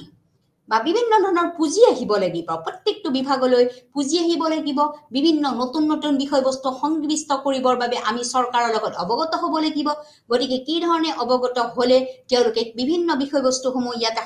সংযোজিত কৰিব পাৰিব, এইটো এটা গুৰুত্বপূৰ্ণ দিশ। ৰাজ্য চৰকাৰক কিদৰে বিষয়বস্তুসমূহ দিয়া হ'ব, কিদৰে ৰাজ্যিক চৰকাৰক দিহা পৰামৰ্শ দিয়া হ'ব, এই সকলোবিলাক বিষয়বস্তুৰ উন্নতিৰ বিষয়বস্তুটোৰ প্ৰয়োজনীয় দিশসমূহে হৈছে কি বিশ্ববিদ্যালয় শিক্ষাৰ উন্নতিৰ বাবে প্ৰয়োজনীয় ব্যৱস্থাসমূহৰ বিষয়ে কেন্দ্ৰীয় আৰু ৰাজ্যিক চৰকাৰক পৰামৰ্শ দিয়াৰ এটা গুৰুত্বপূৰ্ণ পদক্ষেপ হাতত আছে, যিটোকে আমাৰ কোৱা হৈছে যে বিশ্ববিদ্যালয় অনুদান আয়োগ আৰু ইয়াৰ কাৰ্যকৰী দিশ। ইয়াৰ পিছতে আমাৰ ভাৰতবৰ্ষত অন্য এখন আকৌ বোৰ্ড আছে, যিখন বোৰ্ডো আমাৰ কেন্দ্ৰীয় চৰকাৰৰ সকলোবিলাক বিষয়বস্তুৱে কি কৰে তেওঁলোকে তদাৰক কৰে বা সকলোবিলাক বিষয়বস্তুৰ ওপৰত তেওঁলোকে গুৰুত্বপূৰ্ণ দিশসমূহ আগবঢ়ায়। এই বোৰ্ডখন হৈছে কেন্দ্ৰীয় চৰকাৰৰ অধীনত থকা এখন বোৰ্ড, যিখন বোৰ্ডে আমাৰ কেন্দ্ৰীয় চৰকাৰৰ অধীনত থকা বিশেষকৈ আমাৰ স্কুলসমূহ বা বিদ্যালয়সমূহক তদাৰক কৰাৰ বাবে এই বোৰ্ডখন গঠন কৰা হৈছিল। এই বোৰ্ডখনৰ নাম হৈছে কি? Central advisory board of education, অৰ্থাৎ কেন্দ্ৰীয় চৰকাৰৰ দ্বাৰা সকলোবিলাক যিবিলাক পৰামৰ্শদাতা, এখন শৈক্ষিক পৰামৰ্শ দিয়া এখন বোৰ্ড বা আঁচনি। গতিকে এই সংস্থাটোৱে বিশেষভাৱে আমাৰ কি কৰে? এটা ৰাষ্ট্ৰীয় পৰ্যায়ৰ সংস্থা। ইতিমধ্যে মই এইটো কৈছো যে এইটো কেন্দ্ৰীয় চৰকাৰৰ এটা বিশেষ সংস্থা। গতিকে এই সংস্থাটোৱে আমাৰ কেন্দ্ৰীয় চৰকাৰ আৰু ৰাজ্যিক চৰকাৰৰ শিক্ষাৰ বিষয়বোৰৰ বিষয়ে কি সময়ে সময়ে তেওঁলোকে কি কৰিছে? পৰামৰ্শ দি আহিছে। গতিকে ৰাজ্যিক পৰ্যায়ৰ যিবিলাক সংস্থা, এই সংস্থাসমূহে কেন্দ্ৰীয় আৰু ৰাজ্যিক চৰকাৰক শিক্ষাৰ বিষয়সমূহৰ বিষয়ে পৰামৰ্শ দিয়াটো এক গুৰুত্বপূৰ্ণ দিশ। গতিকে ৰাষ্ট্ৰীয় পৰ্যায়ৰ সংস্থাই কেন্দ্ৰীয় আৰু ৰাজ্যিক চৰকাৰৰ মাজত শিক্ষাৰ বিষয়সমূহৰ বিষয়ে পৰামৰ্শ দিয়ে। গতিকে এই যিখন বোৰ্ড, এই বোৰ্ডখন 1920 চনত কি কৰা হৈছিলে? স্থাপিত কৰা হৈছিলে আৰু 1923 চনত ইয়াক দ্ৰৱীভূত কৰা হৈছিলে আৰু ইয়াক 1935 চনত পুনৰ গঠন কৰা হৈছিলে আৰু 1994 চনলৈকে ইয়াক অব্যাহত আছিলে। এইটো এটা দীঘলীয়া প্ৰচেছ বা দীঘলীয়া প্ৰক্ৰিয়া। আকৌ মই কৈছো, এইখন বোৰ্ড কেতিয়া স্থাপন কৰা হৈছিলে? এইখন 1920 চনত স্থাপন কৰা হৈছিলে আৰু লগতে 1923 চনত ইয়াক দ্ৰৱীভূত কৰা হৈছিলে আৰু 1935 চনত আকৌ কি কৰা হৈছিলে? ইয়াক পুনৰ গঠন কৰি তোলা হৈছিলে। পুনৰ গঠন কৰি পেলাই বৰ্তমান 1994 চনলৈকে ইয়াক অব্যাহত ইয়াত আছিলে। গতিকে এই বোৰ্ডখনো হৈছে আমাৰ কেন্দ্ৰীয় চৰকাৰৰ এখন বোৰ্ড, যিখন বোৰ্ডে আমাৰ সময়ে সময়ে সকলোবিলাক কি কৰে? দিহা পৰামৰ্শসমূহ আগবঢ়ায়। এই বোৰ্ডখনে বিশেষকৈ আমাৰ কেন্দ্ৰীয় চৰকাৰ আৰু ৰাজ্যিক চৰকাৰৰ যিবিলাক বিষয়বস্তু তেওঁলোকে প্ৰতিনিধিত্ব কৰে আৰু প্ৰতিনিধিত্ব কৰি পেলাই তেওঁলোকে কিছুমান সদস্য এই বোৰ্ডখনত অন্তৰ্ভুক্ত হয়। নিযুক্তি সদস্য কিছুমান নিৰ্বাচিত কৰা হয় আৰু এই সদস্যসমূহ বিশেষভাৱে আমাৰ কেন্দ্ৰীয় চৰকাৰৰ লোকসভা আৰু ৰাজ্যসভাৰ দ্বাৰাই তেওঁলোকে নিৰ্বাচিত হৈ উঠে। গতিকে এই যিখন আমাৰ সংস্থা বা যিখন বোৰ্ড, এই বোৰ্ডখনৰ আকৌ বহুতো কিছুমান কাৰ্যকৰী দিশ আছে, যিখন কাৰ্যকৰী বিশেষভাৱে আমাৰ কেন্দ্ৰীয় পৰ্যায়ৰ সকলোবিলাক শৈক্ষিক অনুষ্ঠান বা সকলো পৰ্যায়ৰ আমাৰ বিষয়বস্তুসমূহৰ ওপৰত তেওঁলোকে সময়ে সময়ে কি কৰি আহিছে? দিহা পৰামৰ্শ দি আহিছে। বিশেষভাৱে এই যিখন আমাৰ কেন্দ্ৰীয় চৰকাৰৰ আমাৰ আঁচনি বা যিখন বোৰ্ড, এই বোৰ্ডখনে আমাৰ একেবাৰে হাইস্কুল শিক্ষাৰ পৰা, অৰ্থাৎ আমাৰ স্কুলীয়া শিক্ষাৰ পৰা আৰম্ভ কৰি আমাৰ বিশ্ববিদ্যালয় পৰ্যায়লৈকে এই বোৰ্ডখনে, কেন্দ্ৰীয় বোৰ্ডখনে কিছুমান দিহা পৰামৰ্শ আমাৰ সময়ে সময়ে আগবঢ়ায়। গতিকে এই দিহা পৰামৰ্শ আগবঢ়োৱাৰ মূলতে হৈছে যে আমাৰ কেন্দ্ৰীয় চৰকাৰৰ অধীনত থকা বিষয়সমূহ বা মহাবিদ্যালয় বা বিদ্যালয়সমূহ কি হ'ব লাগিব? আমাৰ বহল পৰিসৰত ইয়াক আগবাঢ়িব লাগিব। লগতে যিটো গুণগত মানদণ্ড শিক্ষা ব্যৱস্থা, উচ্চ শিক্ষাৰ যিটো গুণগত শিক্ষাৰ মানদণ্ড, এই মানদণ্ডটো সম্পূৰ্ণৰূপে আমাৰ কি হ'ব লাগিব? এটা মানদণ্ডৰ ভিতৰত পৰিগণিত হৈ ইয়াক বিকাশ সাধনৰ চেষ্টা কৰিব লাগিব। যেনেকে আমি আমাৰ যিবিলাক কেন্দ্ৰৰ দ্বাৰা নিৰ্ধাৰিত কিছুমান আমাৰ বিদ্যালয় আছে, যিবিলাকক আমি কি বুলি কওঁ? CBSEৰ অধীনত বিদ্যালয় বুলি কওঁ। গতিকে সেইখনো এখন আমাৰ যিখন বোৰ্ডে আমাৰ গোটেই ভাৰতবৰ্ষৰ যিবিলাক কেন্দ্ৰৰ দ্বাৰা পৰিচালিত বিদ্যালয় আছে, এই বিদ্যালয়সমূহত কি কৰা হৈছে? কিছুমান আমাৰ বিষয়বস্তু অন্তৰ্ভুক্ত কৰি পেলাই সকলোবিলাক বিষয়বস্তুৱে আমাক ইয়াক নিৰ্ধাৰণ কৰা হৈছে আৰু লগতে ইয়াতে আমাৰ কি কৰা হৈছে? যিবিলাক চৰকাৰ আৰু লগতে চৰকাৰৰ লগত থকা সন্নিৱিষ্ট বিষয়সমূহ, ইয়াৰ লগত থকা আমাৰ সংযোজিত হৈ থকা আমাৰ যিবিলাক আমাৰ গুণগত মানদণ্ড বিষয়বস্তু, যিবিলাক আমি বিকাশ সাধনৰ বিষয়বস্তু, আমাক নিৰ্ধাৰণ কৰিব লগা বিষয়বস্তুসমূহ, লগতে সমতা স্থাপনৰ ক্ষেত্ৰত, উচ্চ শিক্ষাৰ সমতা স্থাপনৰ ক্ষেত্ৰতো এইখন আমাৰ যিখন আঁচনি বা এই ৰাষ্ট্ৰীয় পৰ্যায়ৰ এই সংস্থাটোৱে আমাৰ সদায় সহায় কৰি আহিছে। গতিকে এই ৰাষ্ট্ৰীয় পৰ্যায়ৰ সংস্থাটো আমাৰ কেন্দ্ৰীয় আৰু ৰাজ্য চৰকাৰৰ সকলোবিলাক বিষয়বস্তুৰে তেওঁলোকে পৰামৰ্শ দিব পাৰে। গতিকে তেওঁলোকে পৰামৰ্শ দি পেলাই সমপৰ্যায়ৰ শিক্ষা ব্যৱস্থা নিয়াৰ ক্ষেত্ৰত বা সমতা স্থাপন কৰাৰ ক্ষেত্ৰত বা বিকাশ সাধন কৰাৰ ক্ষেত্ৰত বা গুণগত মানদণ্ড বিকাশ সাধন কৰাৰ ক্ষেত্ৰত এটা গুৰুত্বপূৰ্ণ ভূমিকা তেওঁলোকে পালন কৰি আহিছে। গতিকে আমাৰ 1820 চনত ইয়াক কি কৰা হৈছিলে স্থাপন কৰা হৈছিলে 1923 চনত ইয়াক দ্ৰবীভূত কৰা হৈছিলে 1935 চনত পুনৰ গঠন কৰা হৈছিলে আৰু লগতে 1994 চনলৈকে ইয়াক কি কৰা হৈছিলে অব্যাহত কৰা হৈছিলে গতিকে এই যেটো ৰাষ্ট্ৰীয় পৰ্যায়ৰ সংস্থা এই সংস্থাটোৱে গতিকে সম্পূৰ্ণৰূপে আমাৰ উচ্চ শিক্ষাৰ ক্ষেত্ৰত সকলোবিলাক বিষয়বস্তু এই বোৰ্ডখনে সংস্থাটোৱে কি কৰিছিলে তদাৰক কৰি আহিছিলে গতিকে যদিও এখন কেন্দ্ৰীয় পৰ্যায়ৰ এখন উচ্চ সম্পন্ন তেওঁলোকে পৰামৰ্শদাতা এখন বোৰ্ড বা সংস্থা এই সংস্থাটোৱে আমাক বহুতো দিশত আমাক আগবাঢ়ি নিয়াৰ ক্ষেত্ৰত আমাক সহায় কৰি আহিছে গতিকে এই বোৰ্ডখনে অকল কেৱল যে আমাৰ চৰকাৰৰ বিষয়বস্তুসমূহে বা আমি যে চৰকাৰক অৱগত কৰাব লাগিব যে চৰকাৰক অৱগত কৰালেহে আমাৰ কি হ'ব কোনো এখন মহাবিদ্যালয়ৰ মানদণ্ড উন্নীতকৰণ কৰিব পাৰিম এইটোৱে নহয় তেওঁলোকে সময়ে সময়ে শিক্ষাৰ মানদণ্ড উন্নীতকৰণ কৰাৰ ক্ষেত্ৰত ইয়াৰ বিষয়বস্তুসমূহ তেওঁলোকে নিৰ্ধাৰণ কৰাৰ ক্ষেত্ৰত আৰু সমতা স্থাপন কৰাৰ ক্ষেত্ৰত সদায় তেওঁলোকে কি কৰি আহিছে সহায় কৰি আহিছে গতিকে এই সংস্থাটো হৈছে আমাৰ ভাৰত চৰকাৰৰ অধীনত থকা এটা সংস্থা এই সংস্থাটোৱে সময়ে সময়ে কেন্দ্ৰীয় চৰকাৰকো কিছুমান পৰামৰ্শ দি আহিছে গতিকে কেন্দ্ৰীয় চৰকাৰৰ পৰা পাব লগা পুঁজি কেন্দ্ৰীয় চৰকাৰৰ পাব লগা কিছুমান অনুদান যিসমূহ অনুদান আমাৰ কেন্দ্ৰ চৰকাৰৰ পৰা আহে আমাৰ এনেকুৱাই নহয় যে ৰাজ্য চৰকাৰত থকা আমাৰ অনুষ্ঠান প্ৰতিষ্ঠানসমূহে যে কেৱল ৰাজ্য চৰকাৰৰে দায়িত্ব আছে এনেকুৱা নহয় আমাৰ কিছুমান বিভাগীয় কাৰণ ইতিমধ্যে আমাৰ ৰুচা ৰাষ্ট্ৰীয় উচ্চতৰ শিক্ষা অভিযানৰ পৰা আৰম্ভ কৰি আমাৰ বিশ্ববিদ্যালয় অনুদান আয়োগলৈকে প্ৰত্যেকটো অনুষ্ঠানে আমাৰ এটা কি কেন্দ্ৰীয় অনুষ্ঠান গতিকে এই কেন্দ্ৰীয় অনুষ্ঠানসমূহৰ জৰিয়তেহে আমাৰ ৰাজ্য চৰকাৰৰ অনুষ্ঠানসমূহ কি হ'ব পাৰে আগবাঢ়িব পাৰে গতিকে ৰাজ্য চৰকাৰৰ যিবিলাক অনুষ্ঠান এই অনুষ্ঠানসমূহৰ বিষয়বস্তুসমূহ আমি বিশেষভাৱে কি কৰিব লাগিব অৱগত কৰাব লাগিব আমি বিশেষভাৱে অৱগত কৰাব পাৰিলেহে আমাৰ কি হ'ব এই বিষয়সমূহ আমি আগবাঢ়িব পাৰিম গতিকে এই বিষয়সমূহ আগবঢ়াই নিয়াৰ ক্ষেত্ৰত আমাৰ কি কৰা হৈছে আমাৰ কেন্দ্ৰীয় চৰকাৰে যথেষ্ট পৰিমাণে ইয়াক সহায় কৰি আহিছিলে গতিকে এই বিষয়সমূহ 1920 চনত স্থাপিত কৰা হৈছিলে আৰু 1923 চনত ইয়াক কি কৰা হৈছিলে দ্ৰবীভূত কৰা হৈছিলে আৰু 1935 চনত ইয়াক পুনৰ গঠন কৰা হৈছিলে লগতে 1994 চনলৈকে ইয়াত অব্যাহত আছিলে গতিকে আমি দেখা পাইছো যে এই বোৰ্ডখনৰো এই যিখন বোৰ্ড বা এই সংস্থাটোৰো বহুতো কি আছে আমাৰ কিছুমান কাৰ্যকৰী দিক আছে বা কিছুমান কাৰ্য আছে যিবিলাক কাৰ্য আমাৰ কি কৰা হৈছে আমাৰ বিভিন্ন আমাৰ কেন্দ্ৰীয় চৰকাৰৰ দিশসমূহ নিৰ্ধাৰণ কৰাত বা কেন্দ্ৰীয় চৰকাৰৰ শৈক্ষিক প্ৰতিষ্ঠানসমূহ আমাৰ নিৰ্ধাৰণ কৰাত আমাৰ সহায় কৰি আহিছে গতিকে এতিয়া মূল বিষয়বস্তুলৈ আহো যে আমাৰ কি কাৰ্যকৰী দিশ আছে আমাৰ যিখন সংস্থা যে central advisory board of education যিখন সংস্থাই আমাৰ কেন্দ্ৰীয় চৰকাৰৰ শৈক্ষিক অনুষ্ঠানসমূহক কি কৰে উপদেশ দিয়ে এই উপদেশ দিয়া যিটো সংস্থা এই সংস্থাটোৰনো কাৰ্যসমূহ কি ফাংচন আছে কি কাৰ্য আছে তেওঁলোকে কি কাম কৰিব পাৰে কিবিলাক কামৰ জৰিয়তে এই সংস্থাটোৱে আমাৰ বিভিন্ন অনুষ্ঠান প্ৰতিষ্ঠানক দিহা পৰামৰ্শ দিব পাৰে এই বিষয়টো লৈ আহিছো গতিকে এই বিষয়টোতে আমি প্ৰথমতে দেখিছো যে সময়ে সময়ে শিক্ষাৰ অগ্ৰগতি পৰ্যালোচনা কৰা সময়ে সময়ে যিমানবিলাক শৈক্ষিক বিষয়বস্তু থাকিব এই শৈক্ষিক বিষয়বস্তুসমূহৰ আমাৰ কি কৰিব লাগিব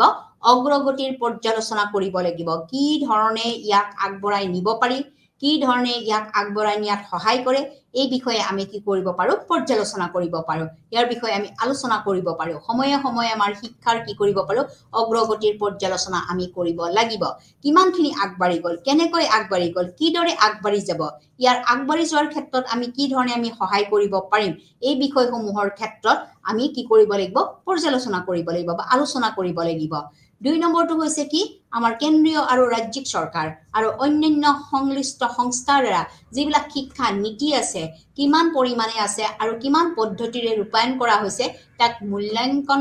কৰিব লাগিব কেন্দ্ৰীয় চৰকাৰ আৰু ৰাজ্যিক চৰকাৰ আৰু অন্যান্য যিবিলাক সংশ্লিষ্ট যিবিলাক সংস্থা আছে অকল কেন্দ্ৰীয় আৰু ৰাজ্যিক চৰকাৰৰে যে দায়িত্ব এনেকুৱা নহয় ইয়াৰ লগত জড়িত কিছুমান আমাৰ সংস্থা আছে তাৰ লগত জড়িত থকা কিছুমান সংস্থা আছে ইতিমধ্যে মই এটা কথা ক'লোৱে যে আমাৰ অসমৰ আমাৰ যিবিলাক বিশ্ববিদ্যালয় আছে বা মহাবিদ্যালয় তেওঁলোকৰ অধীনত থকা মহাবিদ্যালয়সমূহৰ যিটো প্ৰশাসনিক বিষয় এইটোসমূহ তদাৰক কৰিবলৈকে আমাৰ কাহিলীপাৰাত কি আছে আমাৰ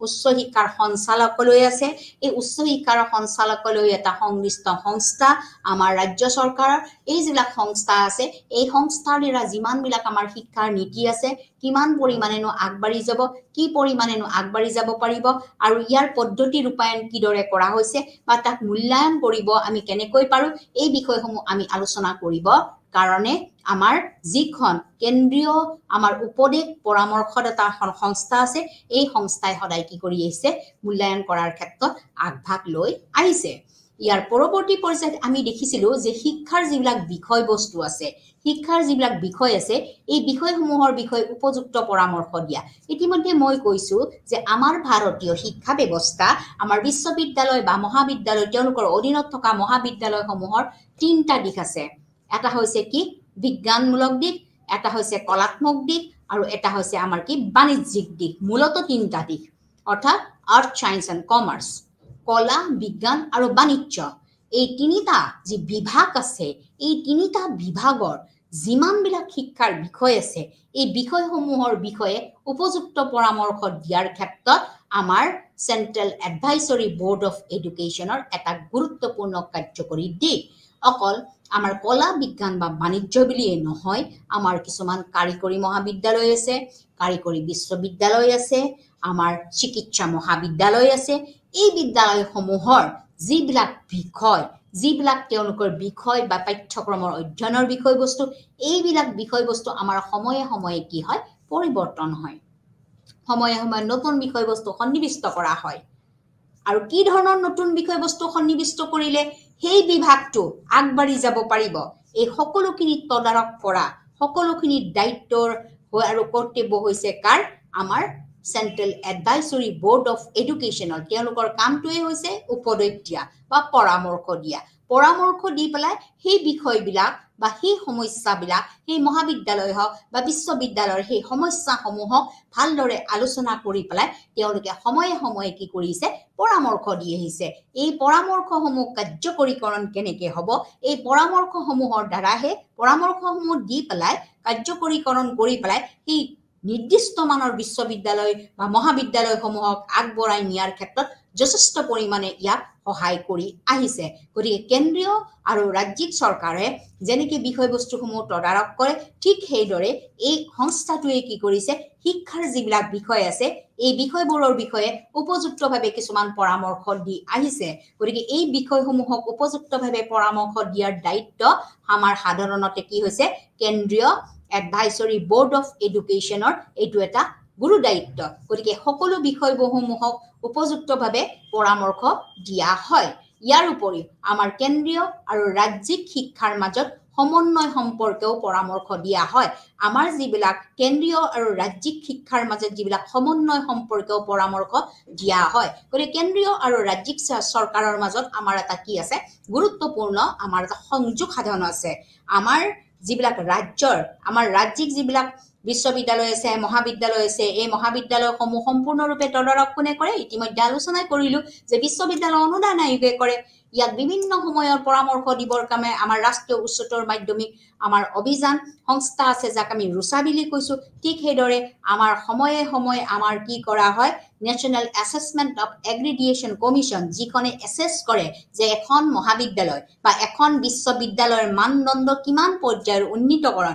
এই যেটো সময়ে সময়ে নিৰূপণ কৰা হয় এই নিৰূপণ কৰাৰ বিষয়বস্তুটো আমাৰ কেতিয়া হ'ব আমাৰ কেন্দ্ৰীয় আৰু ৰাজ্যিক চৰকাৰৰ মাজত এক সম্পৰ্ক থাকিব লাগিব কাৰণ সেই সংস্থাসমূহ হৈছে কেন্দ্ৰীয় চৰকাৰৰ সংস্থা কেন্দ্ৰীয় চৰকাৰৰ এই সংস্থাসমূহ সময়ে সময়ে আমাৰ ৰাজ্য চৰকাৰে কি কৰিব লাগিব তেওঁলোকক জনাব লাগিব যে আজি এইখন মহাবিদ্যালয়ত কি হ'ব পৰিদৰ্শন কৰিব লাগিব বিভাগীয় সংস্থাসমূহ চাব লাগিব আৰু তাৰ ওপৰত তেওঁলোকে এটা গ্ৰেড দিয়ে আৰু এই গ্ৰেডটোৱে তেওঁ মহাবিদ্যালয়সমূহৰ কি কৰে মানদণ্ড উন্নীতকৰণৰ দিশটো তেওঁলোকে চাই তেওঁলোকৰ আন্তঃগাঁথনিক দিশ আছে নে নাই তেওঁলোকৰ বিভিন্ন বিভাগসমূহ কিদৰে চলে বিভিন্ন বিভাগসমূহত তেওঁলোকৰ শিক্ষক আছে নে নাই শিক্ষক নিযুক্তিকৰণৰ প্ৰক্ৰিয়া কেনেকুৱা তেওঁলোকৰ দক্ষতা কেনেকুৱা এই কি দক্ষতাৰ ভিত্তিত তেওঁলোকক নিযুক্তিকৰণ কৰা হৈছে তেওঁলোকৰ তাত স্থায়ী অধ্যক্ষ আছে নে নাই এই সকলোবিলাক বিষয়বস্তু সাধাৰণতে আমাৰ কেন্দ্ৰীয় চৰকাৰৰ সংস্থাসমূহক কি কৰিব লাগে ৰাজ্য চৰকাৰৰ অধীনত থকা মহাবিদ্যালয়সমূহে জনাব লাগে গতিকে জনালেহে তেতিয়া তেওঁলোকৰ মাজত কি হয় এটা সমন্বয় স্থাপন হয় যে আমাৰ এইখিনি বিষয়বস্তুৰ আমাৰ অভাৱ আছে বা এইখিনি বিষয়বস্তু আমি দিলেহে আমাৰ অন্যান্য বিষয়বস্তুসমূহ আমাৰ আগবাঢ়ি যাব পাৰিব যি কি নহওক কেন্দ্ৰীয় আৰু ৰাজ্যিক চৰকাৰৰ মাজত এটা সমন্বয় সম্পৰ্কৰ বিষয়ে আমাক পৰামৰ্শ দিয়া হয় যিটো পৰামৰ্শৰ ভিত্তিত আমাৰ কেন্দ্ৰীয় আৰু ৰাজ্যিক চৰকাৰে কি কৰে সময়ে সময়ে ইয়াৰ বিষয়বস্তুসমূহ আমাক তদাৰক কৰে ইয়াৰ উপৰিও আমাৰ যিবিলাক শিক্ষাৰ নীতি আছে শিক্ষাৰ নীতি অনুসৰি শৈক্ষিক বিকাশৰ বাবে শিক্ষাৰ নীতি অনুসৰি আমাৰ যিটো শৈক্ষিক বিকাশৰ বাবে ৰাজ্য চৰকাৰ আৰু অচৰকাৰী যিবিলাক সংস্থা আছে অকল চৰকাৰী সংস্থাই নাই আমাৰ কিছুমান বেচৰকাৰী সংস্থাও আছে যিবিলাক বেচৰকাৰী সংস্থাও আমাৰ শিক্ষাৰ নীতি অনুসৰি শৈক্ষিক বিকাশৰ বাবে আমাৰ ৰাজ্য চৰকাৰ আৰু বেচৰকাৰী সংস্থাসমূহকো তেওঁলোকে তদাৰক কৰাটো এটা কাৰ্যকৰী দিশ বুলি আমাৰ সন্নিবিষ্ট কৰা হৈছে গতিকে আমাৰ যদিও এইটো কেন্দ্ৰীয় চৰকাৰৰ এখন আঁচনি যিখন আঁচনিয়ে আমাৰ সময়ে সময়ে কি কৰি আহিছে কিছুমান পৰামৰ্শ দি আহিছে এই পৰামৰ্শসমূহ আমাৰ শৈক্ষিক বিকাশৰ বাবে দিয়া হৈছে গতিকে শৈক্ষিক বিকাশৰ বাবে দিয়া এই পৰামৰ্শ অকল কেৱল ৰাজ্য চৰকাৰৰ বাবেই নহয় কিছুমান আমাৰ বেচৰকাৰী মহাবিদ্যালয় আছে বেচৰকাৰীভাৱে অনুষ্ঠিত কৰা প্ৰতিষ্ঠান আছে যি প্ৰতিষ্ঠানসমূহতো তেওঁলোকে কি কৰিব পাৰে এই দিশসমূহ তেওঁলোকে আলোচনা কৰিব পাৰে গতিকে শিক্ষাৰ নীতি অনুসৰি আমাৰ শৈক্ষিক বিকাশৰ বাবে আমাৰ ৰাজ্য চৰকাৰ আৰু বেচৰকাৰী সংস্থাসমূহৰ কি আছে এটা গুৰুত্বপূৰ্ণ দিশ আছে ইয়াৰ উপৰিও শিক্ষাৰ প্ৰশ্নৰ ওপৰত কেন্দ্ৰীয় বা যিকোনো ৰাজ্য চৰকাৰ বা কেন্দ্ৰীয় শাসিত অঞ্চলৰ দ্বাৰা ইয়াত উল্লেখ কৰা প্ৰসংগৰ ওপৰত কিছুমান পৰামৰ্শ দিয়া হয় শিক্ষাৰ প্ৰশ্নৰ ওপৰত আমাৰ কেন্দ্ৰীয় বা যিকোনো ৰাজ্য চৰকাৰ বা কেন্দ্ৰীয় শাসিত অঞ্চলৰ দ্বাৰা ইয়াত উল্লেখ কৰা প্ৰসংগৰ ওপৰতো পৰামৰ্শ দিয়া হয় ইতিমধ্যে মই আলোচনাই কৰিলো ইতিমধ্যে আপোনালোকক জনালোৱে যে আমাৰ কেন্দ্ৰীয় চৰকাৰ আৰু ৰাজ্যিক চৰকাৰৰ মাজত কি থাকিব লাগিব সমন্বয় থাকিব লাগিব সংযোগ থাকিব লাগিব সংশ্লিষ্ট সংস্থাসমূহৰ লগতো আমাৰ এটা যোগসূত্ৰ বিনিময় কৰিব লাগিব আৰু এই যোগসূত্ৰৰ দ্বাৰা কিমান পৰিমাণে আৰু কিমান পদ্ধতিৰে ইয়াক ৰূপায়ণ কৰা হয় বা মূল্যায়ন কৰা হয় তাৰ ওপৰত গুৰুত্ব দিব লাগিব ইয়াৰ উপৰিও আমাৰ যিবিলাক শিক্ষাৰ বিষয় এই বিষয়ৰ ওপৰতো উপযুক্ত পৰামৰ্শ দিয়াটো উচিত কেন্দ্ৰীয় আৰু ৰাজ্যিক শিক্ষাৰ মাজত সমন্বয় সম্পৰ্কেও আমি পৰামৰ্শ দি আহিব লাগিব গতিকে কেন্দ্ৰীয় আৰু ৰাজ্যিক শিক্ষাৰ মাজত যিবিলাক সমন্বয় এই সমন্বয়ৰ সম্পৰ্কে আমি পৰামৰ্শ দি পেলাই এক গুৰুত্বপূৰ্ণ দিশ আমি আলোচনা কৰিব লাগিব ইয়াৰ উপৰিও আমাৰ যিবিলাক শিক্ষাৰ নীতি এই শিক্ষাৰ নীতি অনুসৰি যিবিলাক শৈক্ষিক বিকাশৰ বাবে ৰাজ্য চৰকাৰ আৰু যিবিলাক আমাৰ বেচৰকাৰী সংস্থা আছে বা বেচৰকাৰী সংস্থা চৰকাৰী সংস্থা নহয় এই সংস্থাসমূহৰ দায়িত্ব লোৱাটো বা কাৰ্যকৰী দিশটো চোৱাটো আমাৰ চেন্ট্ৰেল এডভাইজৰী বোৰ্ড অফ এডুকেশ্যনৰ এটা মূল কাৰ্যকৰী দিশ ইয়াৰ উপৰিও শিক্ষাৰ প্ৰশ্নৰ ওপৰত যিকোনো আমাৰ শৈক্ষিকমূলক যিবিলাক প্ৰশ্ন আছে বিভিন্ন সময়ত আমাৰ প্ৰশ্ন কিছুমান অৱতাৰণা হয় ধৰক পাঠ্যক্ৰমৰ বিষয়বস্তুলৈ বা সময়ৰ লগত মিলিবলৈ বা সময়ৰ লগত সমভাৱে যাবলৈ হলে কি কি নতুন বিষয়বস্তু সন্নিবিষ্ট কৰা হ'ব কি নতুন বিষয়বস্তু সন্নিবিষ্ট কৰিলে বৰ্তমানৰ পাঠ্যক্ৰমৰ লগত অতীত বৰ্তমান আৰু ভৱিষ্যতে সেই পাঠ্যক্ৰম আমি বেছি সুদৃঢ় কৰিব পাৰিম কি আমাৰ বিভাগীয় কৰ্তৃপক্ষত কি সমস্যা আছে কি নতুন বিষয়বস্তু সন্নিবিষ্ট কৰিলে সেই বিভাগটো আমাৰ উন্নীতকৰণ হ'ব পাৰে গতিকে এই বিভাগৰ সকলোবিলাক কৰ্তৃত্ব আৰু দায়িত্ব বা বিভাগসমূহ তদাৰক কৰাৰ ক্ষেত্ৰত যিখিনি মূল বিষয়বস্তু এই মূল বিষয়বস্তুসমূহ আমাৰ যি কাৰ্যকৰীণৰ মূল বিষয়বস্তুসমূহৰ দায়িত্ব আমাৰ সাধাৰণতে কোনে কৰে আমাৰ এই বোৰ্ডখনে আমাৰ নিৰ্ধাৰণ কৰে ইয়াৰ উপৰিও আমাৰ এই বোৰ্ডখনে কি কৰিব এই প্ৰশ্নসমূহ কেন্দ্ৰীয় বা ৰাজ্যিক চৰকাৰ বা কেন্দ্ৰীয় শাসিত অঞ্চলৰ দ্বাৰা ইয়াক উল্লেখ কৰাৰ ক্ষেত্ৰত এটা প্ৰসংগ আমাৰ কি হৈছে প্ৰসংগৰ ওপৰত পৰামৰ্শ দিয়া হয় কি প্ৰসংগ আমাৰ থাকিব কি বিষয়বস্তু আমাৰ থাকিব কি সমস্যা থাকিব পাৰে কি সেই বিশ্ববিদ্যালয়খনৰ অধীনত আকৌ নতুন বস্তু আমি খুলিব পাৰিম বা কি নতুন বিষয়বস্তু আমি প্ৰৱেশ কৰাব পাৰিম যাৰ জৰিয়তে আমাৰ কি কৰিব পাৰিব আমাৰ যিকোনো এখন মহাবিদ্যালয় বা বিশ্ববিদ্যালয় কেন্দ্ৰীয় চৰকাৰৰ অধীনত হওক বা ৰাজ্যিক চৰকাৰৰ অধীনত হওক বা কেন্দ্ৰীয় শাসিত অঞ্চলত থকা যিকোনো শৈক্ষিক অনুষ্ঠানেই হওক এই সংস্থাসমূহৰ কেন্দ্ৰীয় শাসিত এই অঞ্চলত থকা ইয়াৰ যিখিনি উল্লেখনীয় বিষয়বস্তু বা প্ৰসংগৰ ওপৰত ইয়াক পৰামৰ্শ দিয়াৰ দায়িত্ব সম্পূৰ্ণৰূপে কাৰ আমাৰ কেন্দ্ৰীয় চৰকাৰৰ এই আঁচনিখনৰে এটা মূল বিষয়বস্তু গতিকে আমাৰ সকলোবিলাক সংস্থা যিমানবিলাক উচ্চ শিক্ষাৰ সংস্থা আছে উচ্চ শিক্ষা তদাৰক কৰা সংস্থা আছে এই সংস্থাসমূহ মূলতে আমাৰ কেন্দ্ৰীয় চৰকাৰৰ অধীনত থকা একোটা সংস্থা গতিকে এই সংস্থাটোৰ জৰিয়তে আমি বিভিন্ন ধৰণৰ বিষয়বস্তুসমূহ কি কৰি নিব পাৰো আগবঢ়াই নিব পাৰো গতিকে আমি প্ৰথমতেই পাইছিলো যে ৰুচা ৰাষ্ট্ৰীয় উচ্চতৰ শিক্ষা অভিযান এইখন এখন কেন্দ্ৰীয় চৰকাৰৰ এটা সংস্থা যিটো সংস্থাই আমাৰ কি কৰিছে সম্পূৰ্ণৰূপে আমাৰ উচ্চ শিক্ষাৰ সকলোবিলাক দিক তেওঁলোকে তদাৰক কৰিছে উচ্চ শিক্ষাৰ সকলোবিলাক সমস্যাই হওক উচ্চ শিক্ষাৰ প্ৰশাসনিক দিক হওক উচ্চ শিক্ষাৰ সাংগঠনিক দিক হওক এই বিষয়বস্তুসমূহ তেওঁলোকে তদাৰক কৰিছে গতিকে যিটো আমাৰ ৰাষ্ট্ৰীয় উচ্চতৰ শিক্ষা অভিযান এই অভিযানৰ যিটো অনুদান এই অনুদান প্ৰদানৰ বাবে এটা কেন্দ্ৰীয় পৃষ্ঠপোষকতা কৰা এখন বিশেষ আঁচনি গতিকে এই অনুদান প্ৰদানৰ বাবে এই যিটো কেন্দ্ৰীয় চৰকাৰৰ পৃষ্ঠপোষকতা কৰা এটা বিশেষ আঁচনি এই আঁচনিখন এনেদৰে প্ৰস্তুত কৰা হৈছে যে পুঁজি যিখিনি পুঁজি দিয়া হয় যিখিনি তথ্য দিয়া হয় যিখিনি পুঁজি দিয়া হয় যিখিনি টকা দিয়া হয় এই টকাটো এটা নিয়ম আধাৰিত আৰু ভৱিষ্যতৰ অনুদানৰ ফলাফলৰ ওপৰত নিৰ্ভৰ কৰি পেলাইহে কি কৰে ৰাষ্ট্ৰীয় উচ্চতৰ শিক্ষা অভিযানে এক গুৰুত্বপূৰ্ণ দিশ আৰম্ভ কৰে গতিকে যিটো আমাৰ পুঁজি এই যিটো পুঁজিৰ এটা নিয়ম এই নিয়মটোৰ আধাৰিত আৰু ভৱিষ্যতৰ অনুদান ফলাফলৰ ওপৰতে আমাৰ নিৰ্ভৰ কৰে গতিকে ৰাষ্ট্ৰীয় উচ্চতৰ শিক্ষা অভিযান বা অনুদান এই অনুদান আয়োগৰ এখন কেন্দ্ৰীয় চৰকাৰৰ পৃষ্ঠপোষকতা কৰা এখন আঁচনি যিখন আঁচনি প্ৰস্তুত কৰা হৈছিল যে ইয়াৰ যিখিনি অনুদান এই যিখিনি অনুদানৰ যিটো নিয়ম আছে এই নিয়মটোৰ যিটো আধাৰিত আৰু ভৱিষ্যতৰ অনুদান ফলাফলৰ ওপৰতে ইয়াক নিৰ্ভৰ কৰা হৈছে গতিকে ইউজিসি ইউনিভাৰ্চিটি গ্ৰেণ্ট কমিশন অৰ্থাৎ বিশ্ববিদ্যালয় অনুদান আয়োগ এই বিশ্ববিদ্যালয় অনুদান আয়োগৰ এটা কেন্দ্ৰীয় চৰকাৰৰ দ্বাৰা এটা প্ৰতিষ্ঠিত অনুষ্ঠান যিটো অনুষ্ঠানে আমাৰ ভাৰতবৰ্ষৰ সকলোবিলাক বিশ্ববিদ্যালয়ৰ পৰা আৰম্ভ কৰি সকলোবিলাক মহাবিদ্যালয় সকলোবিলাক সাংগঠনিক দিক বা প্ৰশাসনিক দিক তেওঁলোকে কি কৰে গুৰুত্ব সহকাৰে লয় গতিকে এই গুৰুত্বপূৰ্ণ দিকটো আমাৰ কেতিয়া স্থাপন কৰা হৈছিল এই যেটো আমাৰ কমিশন এই কমিশনখন কেতিয়া হৈছিল 1953 চনত ইয়াক বিদ্যমান হৈ পৰিছিল 1956 চনত সংসদৰ আইনৰ দ্বাৰা আইনী সংস্থা হিচাপে ইয়াক গুৰুত্ব প্ৰদান কৰা হৈছিল আৰু ইউজিসি অৰ্থাৎ বিশ্ববিদ্যালয় অনুদান আয়োগক সদায় দুটা দায়িত্ব থাকে এটা দায়িত্ব হৈছে যে বিশ্ববিদ্যালয়সমূহক পুঁজি প্ৰদান কৰা অৰ্থাৎ তেওঁলোকক নিৰ্দিষ্ট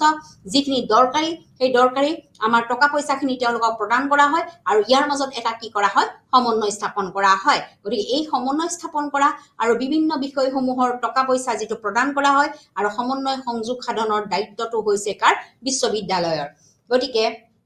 ইয়াৰ পিছত আহিল যে যিখন বিশ্ববিদ্যালয় অনুদান আয়োগ এই বিশ্ববিদ্যালয় অনুদান আয়োগৰনো আমাৰ কি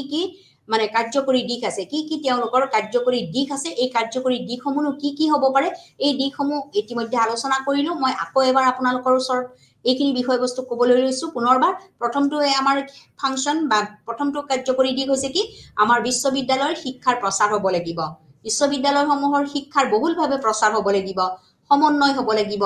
বিশ্ববিদ্যালয়সমূহত শিক্ষকতা পৰীক্ষা পাতিব লাগিব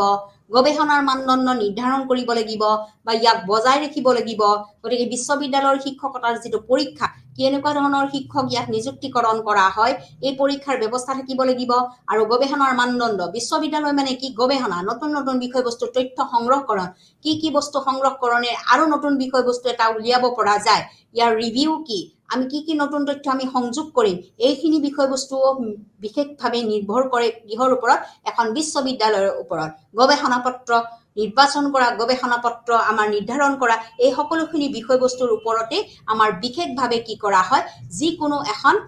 বিশ্ববিদ্যালয়ে আৰ দিকটো ইয়াক গৱেষণাৰ ওপৰতে নিৰ্ধাৰণ কৰা হয় যে বিশ্ববিদ্যালয়সমূহৰ যেটো শিক্ষকতা এই শিক্ষকতাৰ যেটো পৰীক্ষা বা গৱেষণাৰ মানদণ্ড নিৰ্ধাৰণ আৰু বজাই ৰখাৰ ক্ষেত্ৰত এটা গুৰুত্বপূৰ্ণ আমাৰ বিষয়বস্তু তেওঁলোকে বিশ্ববিদ্যালয় অনুদান আয়োগে ইয়াক গুৰুত্বপূৰ্ণ সহকাৰে লয় ইয়াৰ উপৰিও আমাৰ যেটো শিক্ষাৰ নিম্নতম মানদণ্ড এই নিম্নতম মানদণ্ড নিয়ন্ত্ৰণকৰণৰ ক্ষেত্ৰতো আমাৰ বিশ্ববিদ্যালয় অনুদান আয়োগৰ এটা গুৰুত্বপূৰ্ণ দিক আছে কি ধৰণে আমাৰ বিশ্ববিদ্যালয় অনুদান আয়োগখনৰ নিম্নতম মানদণ্ড নিয়ন্ত্ৰণ কৰা হয় ইয়াৰ উপৰিও যিবিলাক আমাৰ বিশ্ববিদ্যালয়ৰ অধীনত থকা যিবিলাক মহাবিদ্যালয় আছে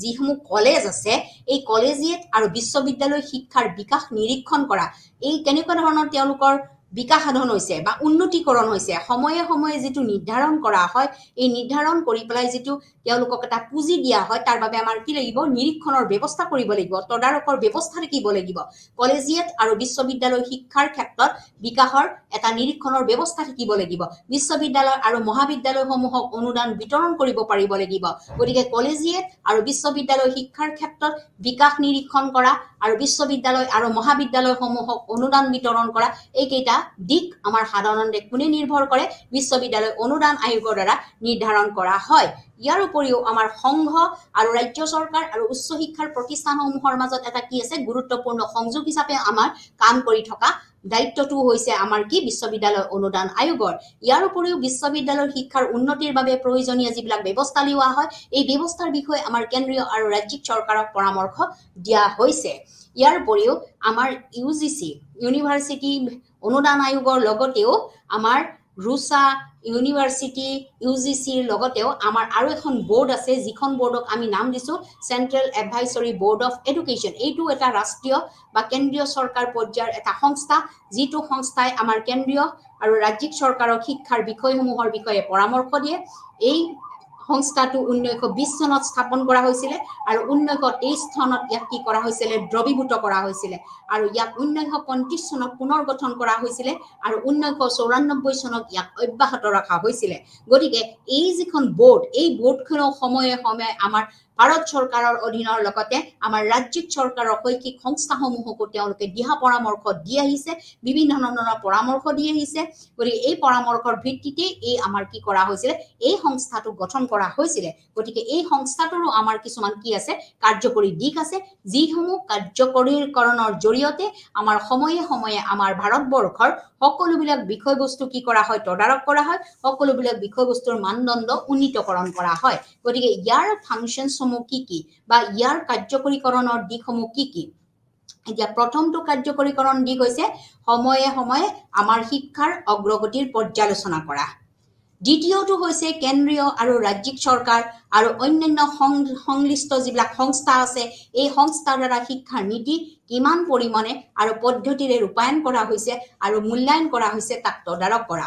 তৃতীয়টো হৈছে শিক্ষাৰ বিষয়বোৰৰ বিষয়ে উপযুক্তভাৱে পৰামৰ্শ দিয়া চতুৰ্থতে হৈছে কেন্দ্ৰীয় আৰু ৰাজ্যিক শিক্ষাৰ মাজত সমন্বয় সম্পৰ্কে পৰামৰ্শ দিয়া তাৰ পৰৱৰ্তী পৰ্যায়ত হৈছে শিক্ষা নীতি অনুসৰি শৈক্ষিক বিকাশৰ বাবে ৰাজ্য চৰকাৰ আৰু যিবিলাক সংস্থা আছে বেচৰকাৰী সংস্থা আছে এই সংস্থাসমূহৰ ওপৰতো এক গুৰুত্বপূৰ্ণ পদক্ষেপ হাতত লোৱা এওঁলোকৰ এইটো এটা কাৰ্যকৰী দিক ইয়াৰ উপৰি আমাৰ শিক্ষাৰ লগত জড়িত থকা বিভিন্ন প্ৰশ্ন শিক্ষাৰ লগত জড়িত থকা বিভিন্ন প্ৰশ্নৰ ওপৰত আমাৰ কেন্দ্ৰীয় বা যিকোনো ৰাজ্য চৰকাৰৰ বা কেন্দ্ৰীয় শাসিত অঞ্চলৰ দ্বাৰা ইয়াক উল্লেখ কৰা প্ৰসংগৰ ওপৰতো ইয়াক গুৰুত্বপূৰ্ণ পৰামৰ্শ কিছুমান দিয়া হয় যদিও এইটো এটা কেন্দ্ৰীয় চৰকাৰৰ সংস্থা এই সংস্থাটোৱে সদায় কিন্তু আমাৰ কি কৰিছে ৰাজ্যিক চৰকাৰৰ লগত এক সহযোগ স্থাপন কৰি আহিছে আৰু অন্যান্য সংশ্লিষ্ট সংস্থাৰ দ্বাৰা আমাৰ যিবিলাক শিক্ষাৰ নীতি প্ৰস্তুত কৰা হয় বা পৰামৰ্শ দিয়া হয় কিমান পৰিমাণেনো আমি ইয়াক সন্নিবিষ্ট কৰিম আৰু কি পদ্ধতিৰে ইয়াৰ ৰূপায়ণ কৰিম বা মূল্যায়ন কৰিম এই বিষয়টো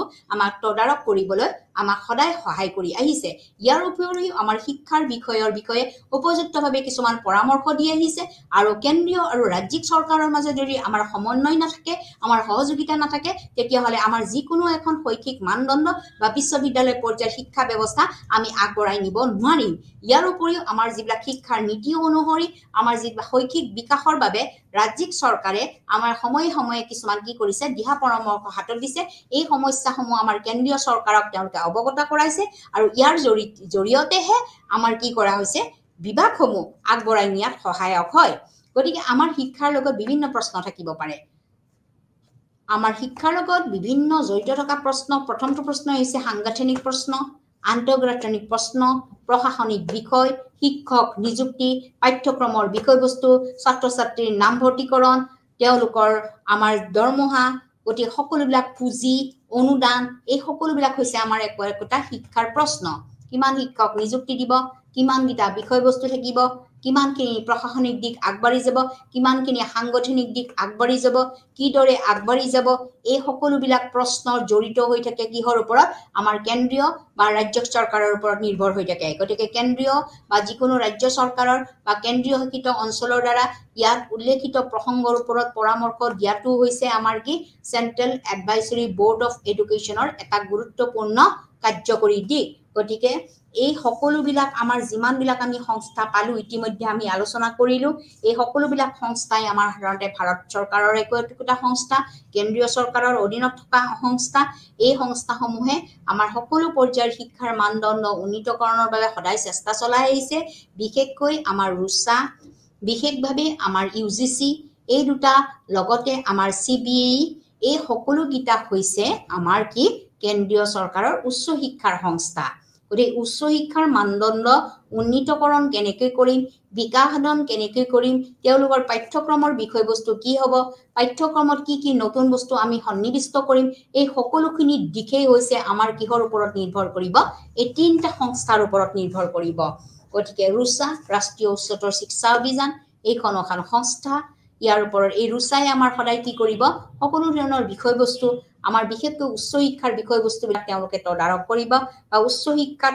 থাকিবলগীয়া নীতি নিয়মসমূহ তেওঁলোকে নিৰ্ধাৰণ কৰিব। সেইদৰে বিশ্ববিদ্যালয় অনুদান আয়োগেও আমাক পৰামৰ্শ দি আহিব। আৰু বৰ্তমান আমি যিটো CBA আমি আলোচনা কৰিলো, central advisory board of education, এওঁলোকেও আমাৰ কি কৰিব, বিশ্ববিদ্যালয়ৰ পৰ্যায়ৰ শিক্ষা ব্যৱস্থাবিলাকৰ বিষয়ে ক'ব। এতিয়া যি কি নহওক, এই তিনিটা সংস্থাই হৈছে এটা সৰ্বোচ্চ পৰামৰ্শদাতা সংস্থা।